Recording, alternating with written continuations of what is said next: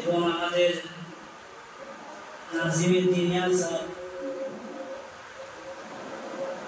বিস্তারিত বয়ান করলেন যে কোরআন কত মূল্যবান এবং কত দামি জিনিস।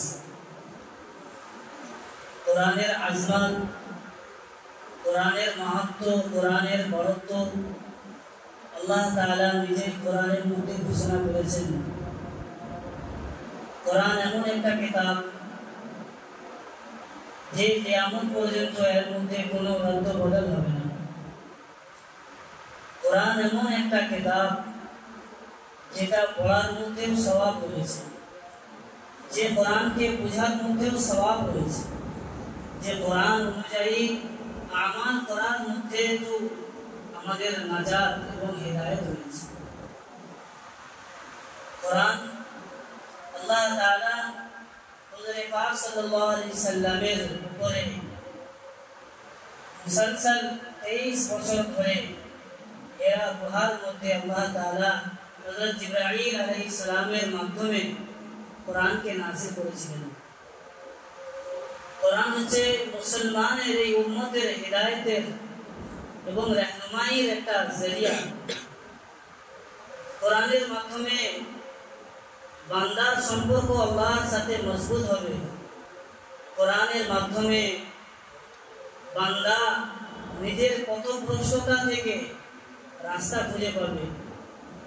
এই জন্য এই কোরআনকে আল্লাহ তাআলা আমাদেরকে বোঝার জন্য সুযোগ করে দিয়েছেন, আমাদেরকে কোরআনের ইলমকে হাসিল করার জন্য মাদ্রাসায় আমাদেরকে আল্লাহ তাআলা নিয়েছেন।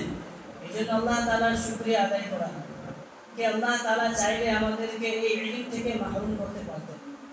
এটা আল্লাহ তাআলার একটা বহুত বড় দয়া, বহুত বড় ইহসান कि अल्लाह ताला আমাদেরকে ইলমে কোরআন, ইলমে হাদিস, ইলমে ফিকহ এবং ইলমে ইলাহির জ্ঞানকে হাসিল করার জন্য আমাদেরকে দুনিয়ার সমস্ত রকম ঝঞ্ঝট থেকে, দুনিয়ার সমস্ত রকম ঝামেলা থেকে আমাদেরকে ফারিগ করে শুধুমাত্র কোরআনের ইলমকে হাসিল করার জন্য আল্লাহ তাআলা আমাদেরকে মাদ্রাসায় আনিয়েছেন। এইজন্য তোমরা সকলেই শুকরিয়া স্বরূপ বলো আলহামদুলিল্লাহ।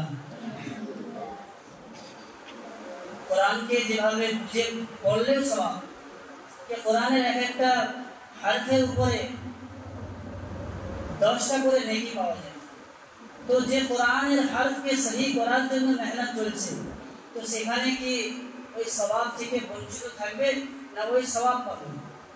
যদি কোরআন পড়লে ওই সওয়াব পাওয়া যায়, আর যদি কোরআনকে সহি করার পিছনে এক একটা মাখরাজ কোরআন যেভাবে লৌহে মাহফুজে আল্লাহ তাআলার জাত থেকে বাহির হয়েছে ওই রকম আন্দাজে পড়ার জন্য যদি মেহনত কোশিশ করা যায়, তাহলে ওই মেহনতের বদলা আল্লাহ তাআলা দেবেন।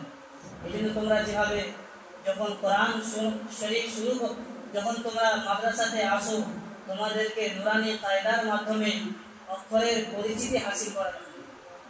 এটা আরবি অক্ষর, আরবি অক্ষরের পরিচিতি হাসিল করা হয়। যেভাবে বাংলা স্কুলে গেলে বাংলা অক্ষরের পরিচয় করা হয়, ও আ ক খ, এরকম ভাবে আরবি অক্ষরের তোমাদের সর্বপ্রথম পরিচয় হাসিল করা হয়। তারপরে পরে দ্বিতীয় হিসাবে যে কাজটা করা হয় যে তোমাদের ওই সমস্ত অক্ষর সহি তালাফুজের সাথে, সহি সঠিক উচ্চারণের সাথে কিভাবে বেরিয়ে যায় সে কোশিশ, সে মেহনত চলে।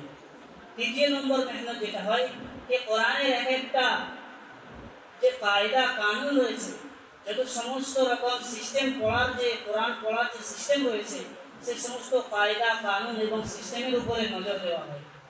এই জন্য তোমরা সকলেই এই তিনটে বিষয়ের উপরে বিশেষ করে খেয়াল রাখবে।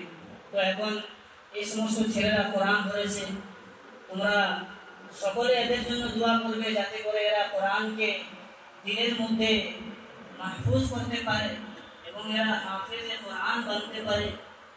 আর হাফেজে কোরআনের অভিভাবক যারা রয়েছে, যারা গার্জিয়ান, যারা পিতামাতা হবে, তাদের সম্পর্কে আল্লাহ তাআলা তো হাদিসের মধ্যে হুজুর পাক সাল্লাল্লাহু আলাইহি ওয়াসাল্লাম বলেছেন, মান ক্বারাআল কুরআন ফাস্তাযহারাহু ফাআহাল্লা হালালাহু, যে হাফেজে কোরআন, যে কোরআন পড়বে এবং কোরআনের হালালকে হালাল জেনে এবং হারামকে হারাম জেনে বাঁচবে এবং আল্লাহ তাআলা তাকে কি করবে, যে তাকে আল্লাহ তাআলা জান্নাত দান করবেন।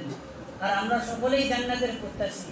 দুনিয়াতে যতগুলোই কাজ করি, যেই কাজ করি না কেন, আমাদের সকলের একটাই টার্গেট, যে আমরা কিভাবে জান্নাত পেয়ে যাব। তো এই কোরআন পড়ার মাধ্যমে, কোরআন অনুযায়ী নিজেদের জিন্দেগি গড়ার মাধ্যমে জান্নাত পাওয়া যাবে। তারপরেই বলেছে হাদিসে পাকের মধ্যে, ওয়াশাফা'হু ফি 'আশরাতিন মিন আহলি বাইতি, যে হাফিজে কোরআন হবে, কুল্লুহুম ক্বাদ ওয়াজাবাত লাহুমুন নার, নিজের পরিবার পরিজনদের মধ্যে যাদের উপরে জাহান্নাম অবধারিত হয়ে যাবে, এরকম 10 জন ব্যক্তি হাফিজে কোরআনকে আল্লাহ তাআলা হুকুম দিবে, সুপারিশ করার অধিকার দিবে।